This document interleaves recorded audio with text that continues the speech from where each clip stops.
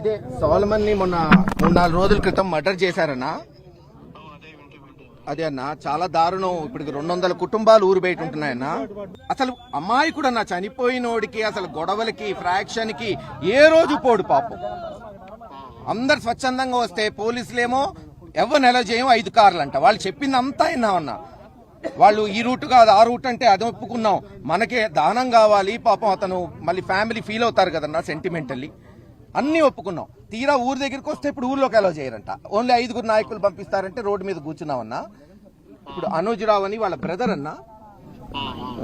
Sir sir నమస్తే sir. నమస్తే నమస్తే నమస్తే వింటున్నా. ఇప్పుడు జరిగిందంటే చెప్తాను సార్.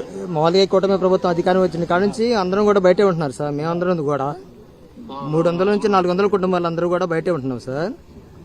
ఇప్పుడిప్పుడే కొద్దిగా కొంతమంది ఈ ఇల్లు పొలాలు చేసుకోవడానికి అని చెప్పేసి వస్తుంటున్నారు సార్.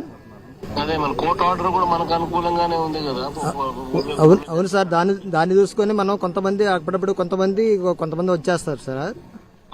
అయితే బ్రదర్ కూడా ప్రస్తుతానికి గ్రామం పక్కన బ్రాహ్మణపల్లిలో నివాసం ఉంటున్నాడు సార్. వదినమ్మ గారికి బాగలేకపోతే చూడటానికని వచ్చాడు సార్. మోటమరి పేతురు కాంతారావు అనే వ్యక్తులు రాడుతో దారుణంగా తల మీద కొట్టాడు సార్. దీని మీద మేము హాస్పిటల్కి వెళ్ళేసి మామూలుగా ట్రీట్మెంట్ చేసేసుకుంటే సీరియస్ గా ఉండదని చెప్పేస్తారని నిన్న చనిపోయాడు సార్ 15వ తారీఖు ఉదయం. మా మీద కూడా చనిపోయిన మన్నాయి మీద నా మీద అక్రమ కేసులు పెట్టారు సార్. 324 కొట్టారు సార్. వాళ్ళు కూడా కొట్టారు. ఈ విధంగా దారుణంగా హత్యాయత్నం చేశారు సార్. మేము అడిగితే మీరే కొట్టారంట అని చెప్పేసానండి. ఊళ్ళో మాత్రం 300 నుంచి 400 కుటుంబాలు ఇప్పటికీ బానిస బతకలాల్సి వస్తుంది సార్. ఊళ్ళో కూడా నియంత్రితంగా ఉంది వ్యవహారం అంతా. ఈ పరిస్థితి అయితే మారాలని చెప్పేసి మేము అందరం కోరుకుంటున్నాం సార్.